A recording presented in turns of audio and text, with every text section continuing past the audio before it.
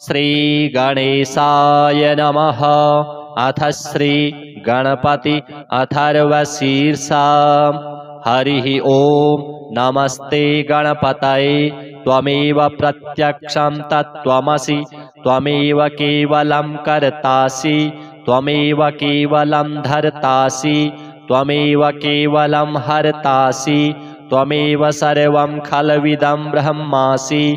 त्वं साक्षादात्मासि नित्यं। ऋतं वच्मि सत्यं वच्मि। त्वं माम् अववक्तारम् अवश्रोतारम् अवदातारम् अवधातारम् अवानुचानमवशिष्याम् अवपश्चात्तात् अवपुरस्तात् अवचोत्तरात्तात् अवदक्षिणात्तात् अवचोर्ध्वात्तात् अवाधरात्तात् सर्वतो मां पाहि पाहि समन्तात्। त्वं वाङ्मयस्त्वं चिन्मयः त्वमानन्दमयस्त्वं ब्रह्ममयः। त्वं सच्चिदानन्दाद्वितीयोऽसि। त्वं प्रत्यक्षं ब्रह्मासि। त्वं ज्ञानमयो विज्ञानमयोऽसि। सर्वं जगदिदं त्वत्तो जायते। सर्वं जगदिदं त्वत्तस्तिष्ठति। सर्वं जगदिदं त्वयि लयमिष्यति। सर्वं जगदिदं त्वयि प्रत्येति। त्वं भूमिरापो नलो नीलो नभः। त्वं चत्वारि वाक्पदानि। त्वं गुणत्रयातीतः। त्वं कालत्रयातीतः। त्वं देहत्रयातीतः। त्वं मूलाधारस्थितोऽसि नित्यं। त्वं शक्तित्रयात्मकः। त्वां योगिनो ध्यायन्ति नित्यं। त्वं ब्रह्मा त्वं विष्णुस्त्वं रुद्रस्त्वम् इन्द्रस्त्वम् अग्निस्त्वं वायुस्त्वं सूर्यस्त्वं चन्द्रमास्त्वं ब्रह्म भूर्भुवः स्वरूप।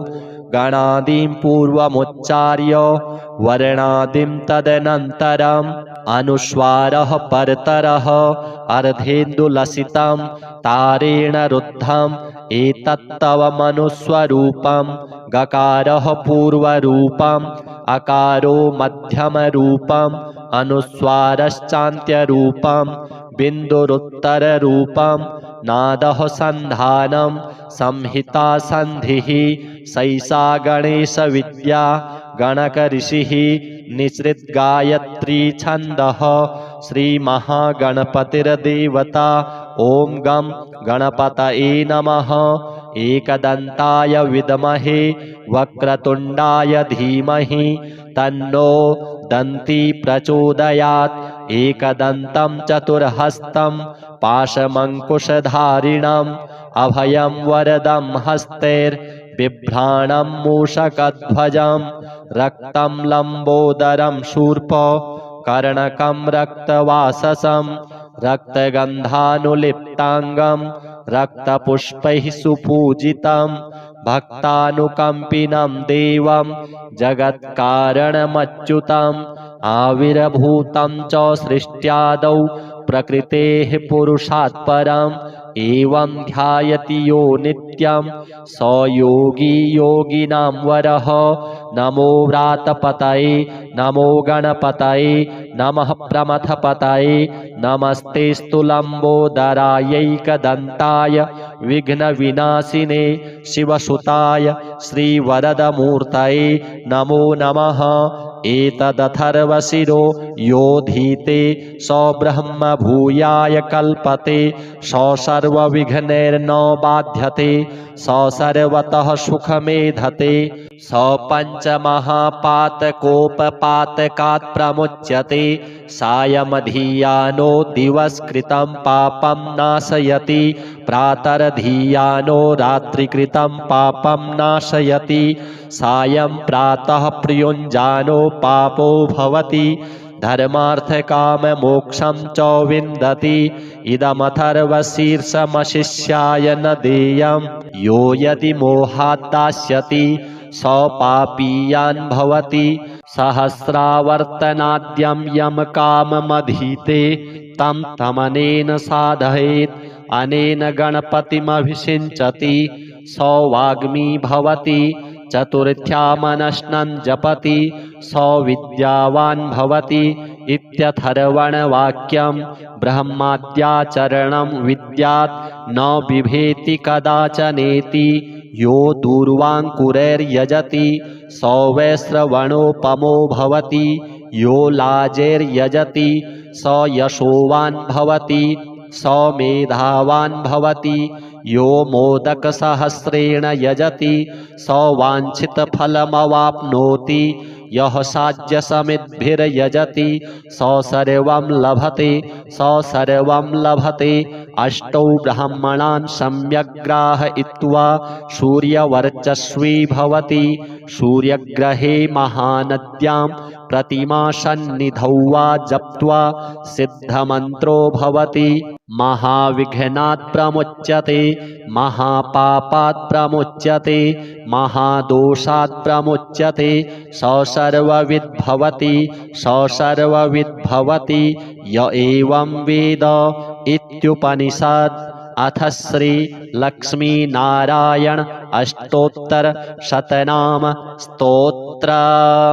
श्रीर्विष्णुः कमलासारंगी लक्ष्मीर्वैकुण्ठनायकः पद्मालया चतुर्बाहुः क्षीराब्धितनयाच्युतः इंदिरा पुण्डरीकाक्षा रमा गरुडवाहनः भार्गवी शेषपर्यङ्को विशालाक्षी जनार्दनः स्वर्णांगी वरदो देवी हरिरिन्दुमुखी प्रभुः सुन्दरी नरकध्वंसी लोकमाता मुरान्तकः भक्तप्रिया दानवारिः अंबिका मधुसूदनः वैष्णवी देवकी पुत्रो रुक्मिणी केशिमर्दनः वरलक्ष्मी जगन्नाथः कीरवाणी हलायुधः नित्या सत्यव्रतो गौरी शौरिः कान्तासुरेश्वरः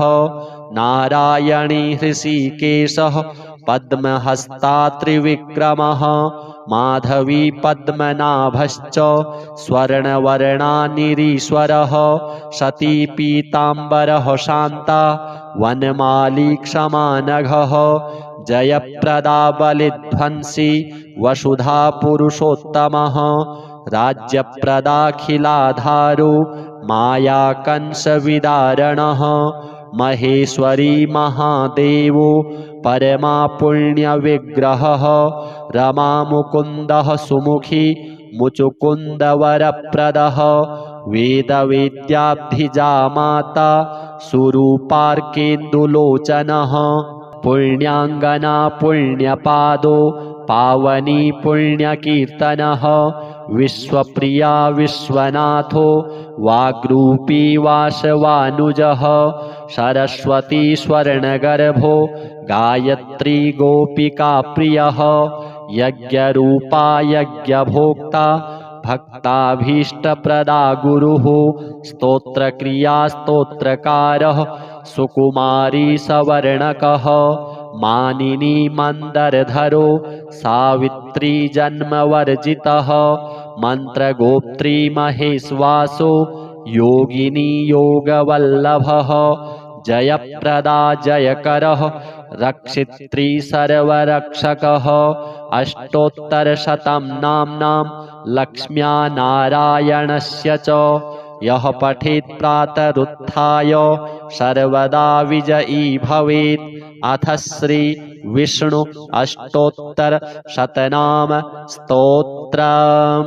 अष्टोत्तरशतं नाम्नां विष्णोरतुलतेजसः यस्य श्रवणमात्रेण नरो नारायणो भवेत्।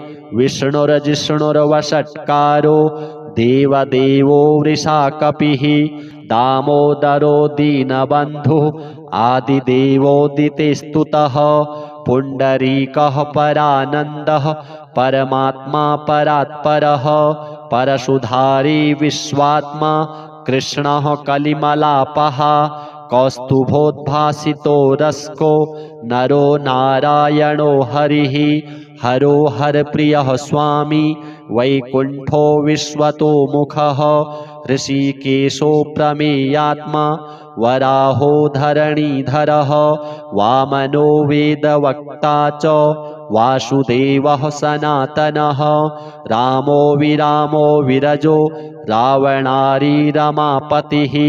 वैकुण्ठवासी वसुमान् धनदो धरणीधरः धर्मेशो धरणीनाथो ध्येयो धर्मभृतांवरः सहस्रशीर्षा पुरुषः सहस्राक्षः सहस्रपात् सर्वगः सर्ववित् सर्वः शरण्यः साधुवल्लभः कौसल्यानन्दनः श्रीमान् राक्षसः कुलनाशकः जगत्कर्ता जगद्धर्ता जगज्जेता जनार्तिः जानकी वल्लभो देवो जयरूपो जलेश्वरः क्षीराब्धिवासी क्षीराब्धि तनया वल्लभस्तथा शेषशायी पन्नगारी वाहनो विष्टरस्रवः माधवो मथुरानाथो मुकुन्दो मोहनाशनः दैत्यारिः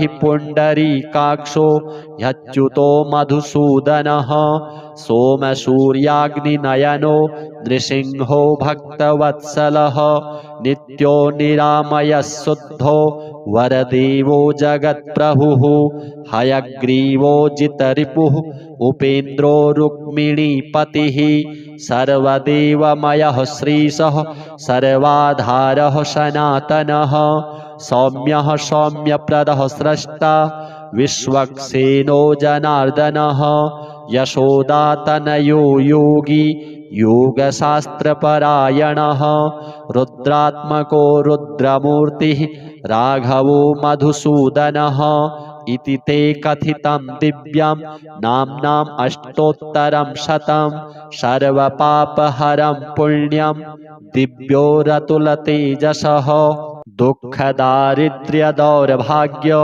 नाशनं सुखवर्धनं सर्वसम्पत्करं सौम्यं महापातकनाशनं प्रातरुत्थाय विप्रेन्द्र पठेदेकाग्रमानसः तस्य नश्यन्ति विपदां राशयः सिद्धिमाप्नुयात्।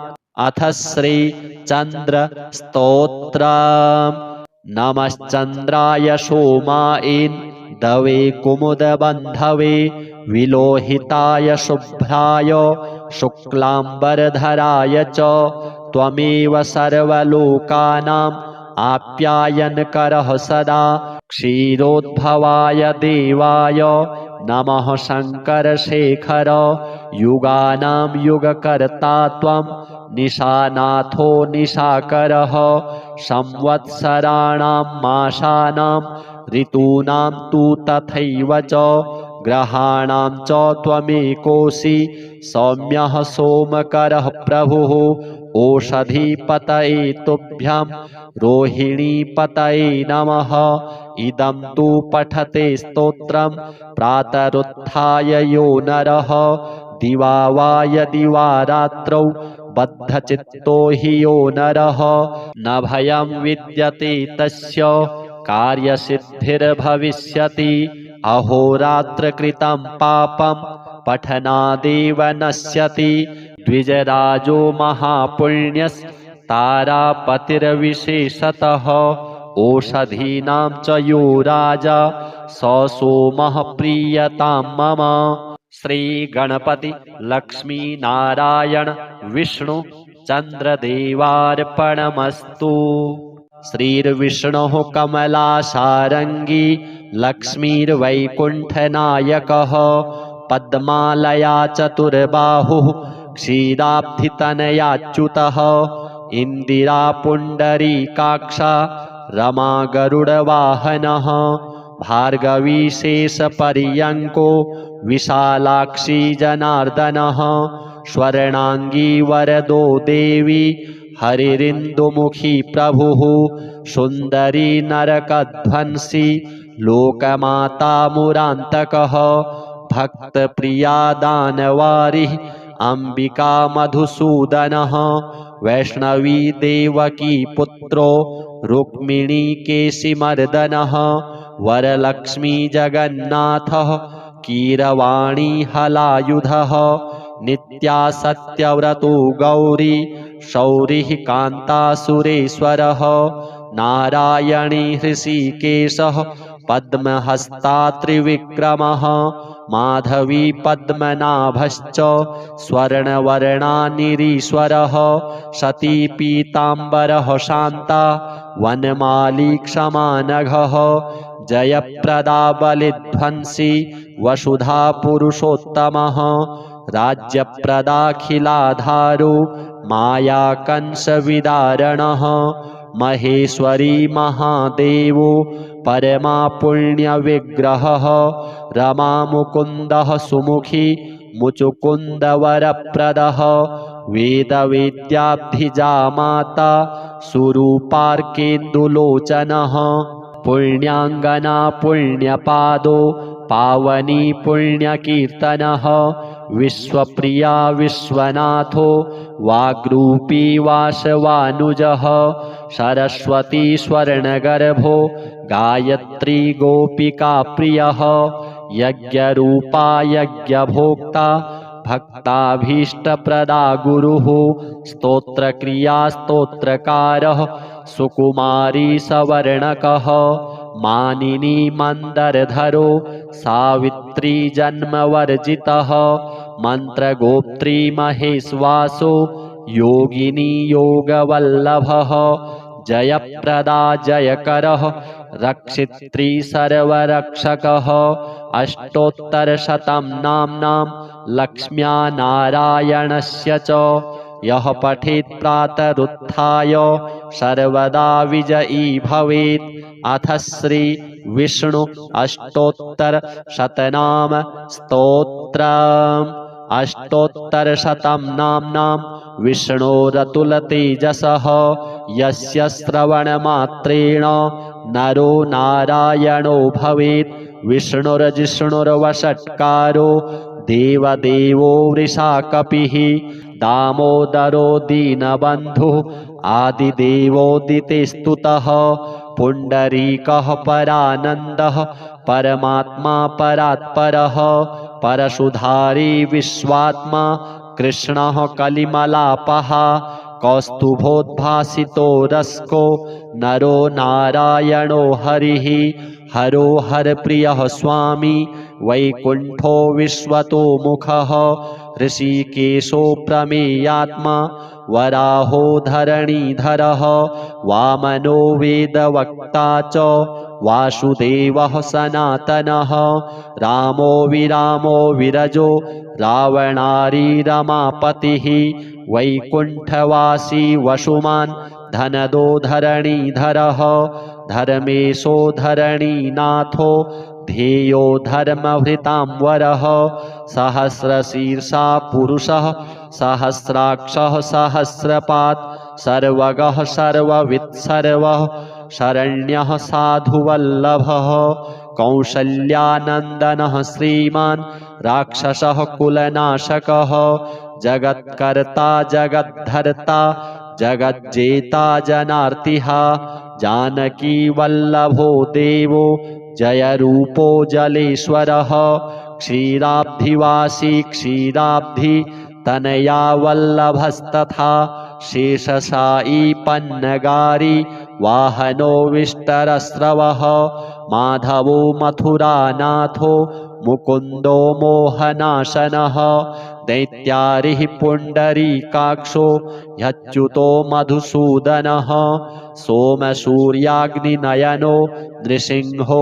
भक्तवत्सलः नित्यो निरामयः शुद्धो वरदेवो जगत्प्रभुः हयग्रीवो जितरिपुः उपेन्द्रो रुक्मिणीपतिः सर्वदेवमयः श्रीशः सर्वाधारः सनातनः सौम्यः सौम्यप्रदः स्रष्टा विश्वक्सेनो जनार्दनः यशोदातनयो योगी योगशास्त्रपरायणः रुद्रात्मको रुद्रमूर्तिः राघवो मधुसूदनः इति ते कथितं दिव्यं नाम्नाम् अष्टोत्तरं शतं सर्वपापहरं पुण्यं दिव्योरतुलतेजसः दुःखदारिद्र्यदौर्भाग्यो नाशनं सुखवर्धनं सर्वसम्पत्करं सौम्यं महापातकनाशनं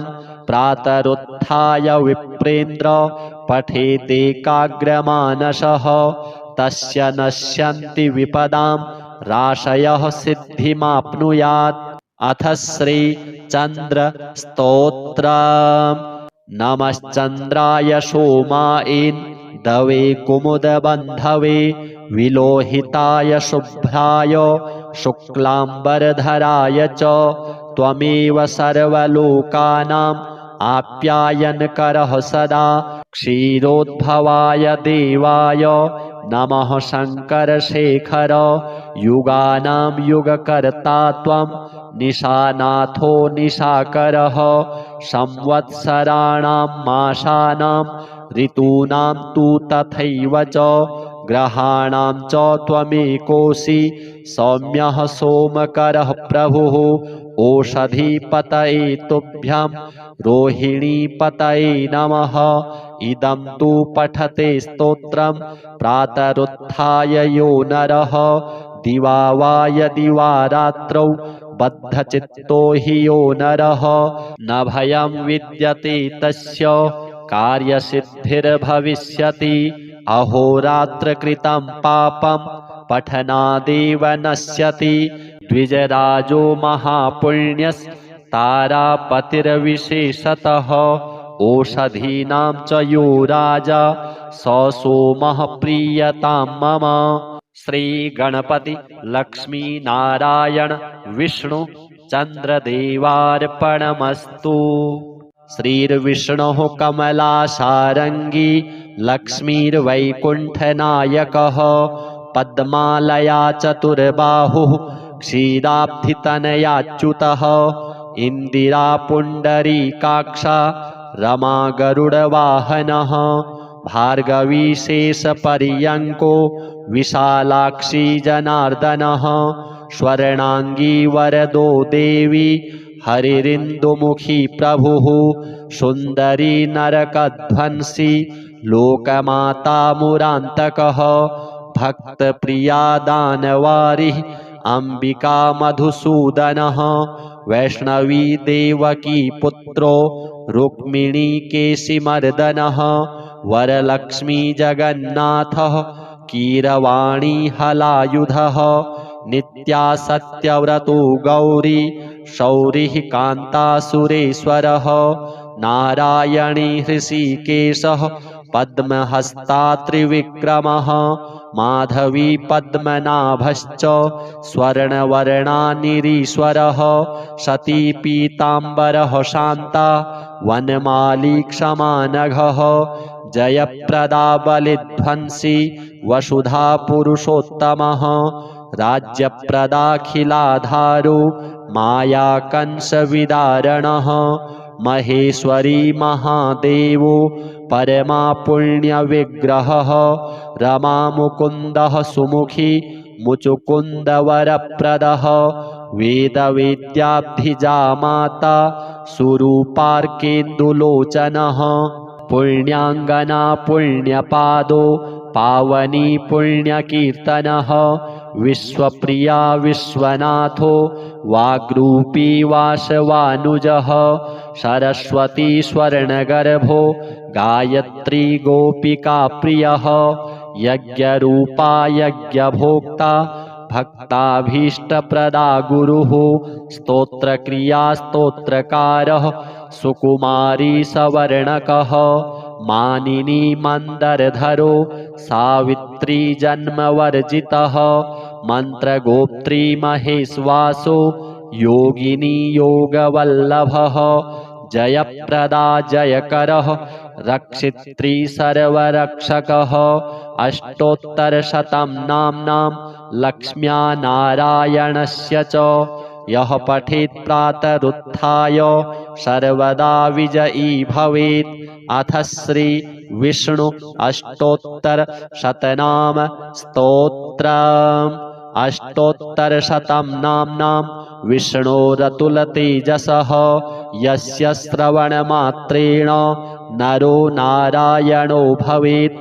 विष्णुर्जिष्णुर्वषट्कारो देवदेवो वृषाकपिः दामोदरो दीनबन्धुः आदिदेवोदितिस्तुतः पुण्डरीकः परानन्दः परमात्मा परात्परः परशुधारी विश्वात्मा कृष्णः कलिमलापः कौस्तुभोद्भासितो रस्को नरो नारायणो हरिः हरो हरप्रियः स्वामी वैकुण्ठो विश्वतो मुखः ऋषिकेशो प्रमेयात्मा वराहो धरणीधरः वामनो वेदवक्ता च वासुदेवः सनातनः रामो विरामो विरजो रावणारी रमापतिः वैकुण्ठवासी वसुमान् धनदो धरणीधरः धर्मेशो धरणीनाथो ध्येयो धर्मभृतांवरः सहस्रशीर्षा पुरुषः सहस्राक्षः सहस्रपात् सर्वगः सर्ववित् सर्वः शरण्यः साधुवल्लभः कौसल्यानन्दनः श्रीमान् राक्षसः कुलनाशकः जगत्कर्ता जगद्धर्ता जगज्जेता जनार्तिः जानकी वल्लभो देवो जयरूपो जलेश्वरः क्षीराब्धिवासी क्षीराब्धि तनया वल्लभस्तथा शेषशायी पन्नगारी वाहनो विष्टरस्रवः माधवो मथुरानाथो मुकुन्दो मोहनाशनः दैत्यारिः पुण्डरीकाक्षो ह्यच्युतो मधुसूदनः सोमसूर्याग्निनयनो नृसिंहो भक्तवत्सलः नित्यो निरामयः शुद्धो वरदेवो जगत्प्रभुः हयग्रीवो जितरिपुः उपेन्द्रो रुक्मिणीपतिः सर्वदेवमयः श्रीशः सर्वाधारः सनातनः सौम्यः सौम्यप्रदः स्रष्टा विश्वक्सेनो जनार्दनः यशोदातनयो योगी योगशास्त्रपरायणः रुद्रात्मको रुद्रमूर्तिः राघवो मधुसूदनः इति ते कथितं दिव्यं नाम्नाम् अष्टोत्तरं शतं सर्वपापहरं पुण्यं दिव्यो रतुलतेजसः दुःखदारिद्र्यदौर्भाग्य नाशनं सुखवर्धनं सर्वसम्पत्करं सौम्यं महापातकनाशनं प्रातरुत्थाय विप्रेन्द्र पठेदेकाग्रमानसः तस्य नश्यन्ति विपदां राशयः सिद्धिमाप्नुयात्। अथ श्री चन्द्र स्तोत्रम् नमश्चन्द्राय सोमायेन्दवे कुमुदबन्धवे विलोहिताय शुभ्राय शुक्लाम्बरधराय च त्वमेव सर्वलोकानाम् आप्यायनकरः सदा क्षीरोद्भवाय देवाय नमः शङ्करशेखर युगानां युगकर्ता त्वं निशानाथो निशाकरः संवत्सराणां मासानां ऋतूनां तु तथैव च ग्रहाणां च त्वमेकोऽसि सौम्यः सोमकरः प्रभुः ओषधीपतये तुभ्यं रोहिणीपतये नमः। इदं तु पठते स्तोत्रं प्रातरुत्थाय यो नरः दिवा वा यदि वा रात्रौ बद्धचित्तो हि यो नरः न भयं विद्यते तस्य कार्यसिद्धिर्भविष्यति अहोरात्रकृतं पापं पठनादेव नश्यति द्विजराजो महापुण्यस्तारापतिर्विशेषतः ओषधीनां च यो राजा स सोमः प्रीयतां मम। श्री गणपति लक्ष्मी नारायण विष्णु चन्द्रदेवार्पणमस्तु।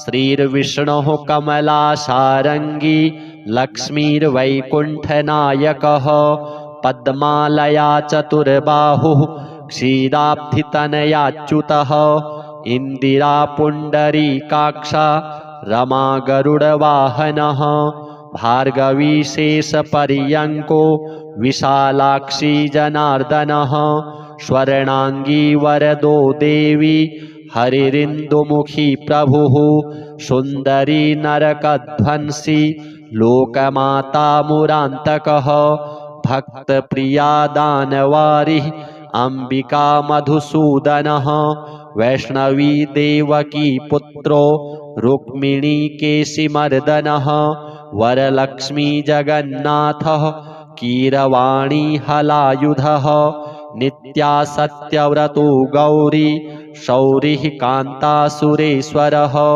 नारायणी हृषीकेशः पद्महस्ता त्रिविक्रमः माधवी पद्मनाभश्च स्वर्णवर्णानिरीश्वरः सती पीताम्बरः शान्ता वनमाली क्षमानघः जयप्रदा बलिध्वंसी वसुधा पुरुषोत्तमः राज्यप्रदाखिलाधारो मायाकंसविदारणः महेश्वरी महादेवो परमा पुण्यविग्रहः रमा मुकुन्दः सुमुखी मुचुकुन्दवरप्रदः वेदवेद्याब्धिजा माता सुरूपार्केन्दुलोचनः पुण्याङ्गना पुण्यपादो पावनी पुण्यकीर्तनः विश्वप्रिया विश्वनाथो वाग्रूपी वासवानुजः सरस्वती स्वर्णगर्भो गायत्री गोपिकाप्रियः यज्ञरूपा यज्ञभोक्ता भक्ताभीष्टप्रदा गुरुः स्तोत्रक्रिया स्तोत्रकारः सुकुमारी सवर्णकः मानिनी मन्दरधरो सावित्री जन्मवर्जितः मन्त्रगोप्त्री महेश्वासो योगिनी योगवल्लभः जयप्रदा जयकरः रक्षित्री सर्वरक्षकः अष्टोत्तरशतं नाम्नां लक्ष्म्या नारायणस्य च यः पठेत् प्रातरुत्थाय सर्वदा विजयी भवेत्। अथ श्री विष्णु अष्टोत्तरशतनाम स्तोत्रम्। अष्टोत्तरशतं नाम्नां विष्णोरतुलतेजसः यस्य श्रवणमात्रेण नरो नारायणो भवेत्। विष्णुर्जिष्णुर्वषट्कारो देवदेवो वृषाकपिः दामोदरो दीनबन्धुः आदिदेवोदितेस्तुतः पुण्डरीकः परानन्दः परमात्मा परात्परः परशुधारी विश्वात्मा कृष्णः कलिमलापः कौस्तुभोद्भासितो रस्को नरो नारायणो हरिः हरो हरप्रियः स्वामी वैकुण्ठो विश्वतो मुखः ऋषिकेशो प्रमेयात्मा वराहो धरणीधरः वामनो वेदवक्ता च वासुदेवः सनातनः रामो विरामो विरजो रावणारी रमापतिः वैकुण्ठवासी वसुमान् धनदो धरणीधरः धर्मेशो धरणीनाथो ध्येयो धर्मभृतांवरः सहस्रशीर्षा पुरुषः सहस्राक्षः सहस्रपात् सर्वगः सर्ववित् सर्वः शरण्यः साधुवल्लभः कौसल्यानन्दनः श्रीमान् राक्षसः कुलनाशकः जगत्कर्ता जगद्धर्ता जगज्जेता जनार्तिः जानकी वल्लभो देवो जयरूपो जलेश्वरः क्षीराब्धिवासी क्षीराब्धि तनया वल्लभस्तथा शेषशायी पन्नगारी वाहनो विष्टरस्रवः माधवो मथुरानाथो मुकुन्दो मोहनाशनः दैत्यारिः पुण्डरीकाक्षो ह्यच्युतो मधुसूदनः सोमसूर्याग्निनयनो नृसिंहो भक्तवत्सलः नित्यो निरामयः शुद्धो वरदेवो जगत्प्रभुः हयग्रीवो जितरिपुः उपेन्द्रो रुक्मिणीपतिः सर्वदेवमयः श्रीशः सर्वाधारः सनातनः सौम्यः सौम्यप्रदः स्रष्टा विश्वक्सेनो जनार्दनः यशोदातनयो योगी योगशास्त्रपरायणः रुद्रात्मको रुद्रमूर्तिः राघवो मधुसूदनः इति ते कथितं दिव्यं नाम्नाम् अष्टोत्तरं शतं सर्वपापहरं पुण्यं दिव्यो रतुलतेजसः दुःखदारिद्र्यदौर्भाग्य नाशनं सुखवर्धनं सर्वसम्पत्करं सौम्यं महापातकनाशनं प्रातरुत्थाय विप्रेन्द्र पठेतेकाग्रमानसः तस्य नश्यन्ति विपदां राशयः सिद्धिमाप्नुयात्। अथ श्रीचन्द्रस्तोत्रम्। नमश्चन्द्राय सोमायेन्दवे कुमुदबन्धवे विलोहिताय शुभ्राय शुक्लाम्बरधराय च त्वमेव सर्वलोकानाम् आप्यायनकरः सदा क्षीरोद्भवाय देवाय नमः शङ्करशेखर युगानां युगकर्ता त्वं निशानाथो निशाकरः संवत्सराणां मासानां ऋतूनां तु तथैव च ग्रहाणां च त्वमेकोऽसि सौम्यः सोमकरः प्रभुः ओषधीपतये तुभ्यं रोहिणीपतये नमः। इदं तु पठते स्तोत्रं प्रातरुत्थाय यो नरः दिवा वा यदि वा रात्रौ बद्धचित्तो हि यो नरः न भयं विद्यते तस्य कार्यसिद्धिर्भविष्यति अहोरात्रकृतं पापं पठनादेव नश्यति द्विजराजो महापुण्यस्तारापतिर्विशेषतः ओषधीनां च यो राजा स सोमः प्रीयतां मम। श्रीगणपति लक्ष्मी नारायण विष्णु चन्द्रदेवार्पणमस्तु।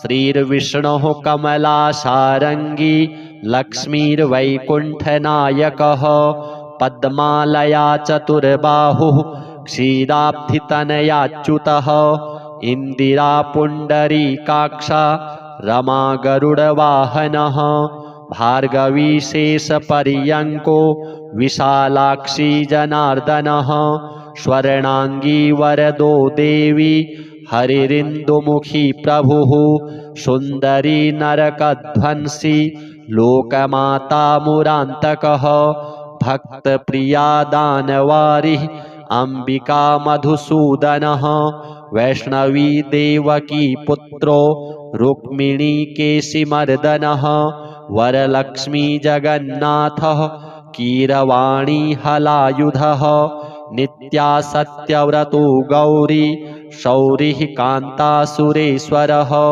नारायणी हृषीकेशः पद्महस्ता त्रिविक्रमः माधवी पद्मनाभश्च स्वर्णवर्णानिरीश्वरः सती पीताम्बरः शान्ता वनमाली क्षमानघः जयप्रदा बलिध्वंसी वसुधा पुरुषोत्तमः राज्यप्रदाखिलाधारो मायाकंसविदारणः महेश्वरी महादेवो परमा पुण्यविग्रहः रमामुकुन्दः सुमुखी मुचुकुन्दवरप्रदः वेदवेद्याब्धिजा माता सुरूपार्केन्दुलोचनः पुण्याङ्गना पुण्यपादो पावनी पुण्यकीर्तनः विश्वप्रिया विश्वनाथो वाग्रूपी वासवानुजः सरस्वती स्वर्णगर्भो गायत्री गोपिकाप्रियः यज्ञरूपा यज्ञभोक्ता भक्ताभीष्टप्रदा गुरुः स्तोत्रक्रिया स्तोत्रकारः सुकुमारी सवर्णकः मानिनी मन्दरधरो सावित्री जन्मवर्जितः मन्त्रगोप्त्री महेश्वासो योगिनी योगवल्लभः जयप्रदा जयकरः रक्षित्री सर्वरक्षकः अष्टोत्तरशतं नाम्नां लक्ष्म्या नारायणस्य च यः पठेत् प्रातरुत्थाय सर्वदा विजयी भवेत्। अथ श्री विष्णु अष्टोत्तरशतनाम स्तोत्रम्। अष्टोत्तरशतं नाम्नां विष्णोरतुलतेजसः यस्य श्रवणमात्रेण नरो नारायणो भवेत्।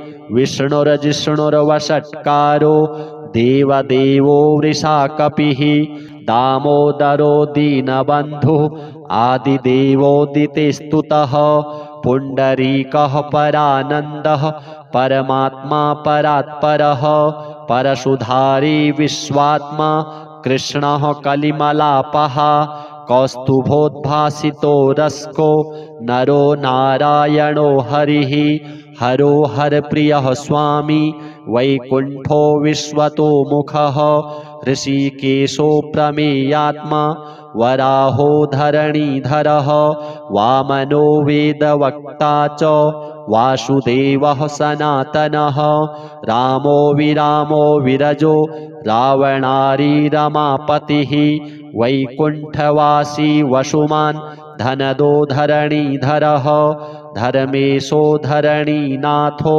ध्येयो धर्मभृतांवरः सहस्रशीर्षा पुरुषः सहस्राक्षः सहस्रपात् सर्वगः सर्ववित् सर्वः शरण्यः साधुवल्लभः कौसल्यानन्दनः श्रीमान् राक्षसः कुलनाशकः जगत्कर्ता जगद्धर्ता जगज्जेता जनार्तिः जानकी वल्लभो देवो जयरूपो जलेश्वरः क्षीराब्धिवासी क्षीराब्धि तनया वल्लभस्तथा शेषशायी पन्नगारी वाहनो विष्टरस्रवः माधवो मथुरानाथो मुकुन्दो मोहनाशनः दैत्यारिः पुण्डरीकाक्षो ह्यच्युतो मधुसूदनः सोमसूर्याग्निनयनो नृसिंहो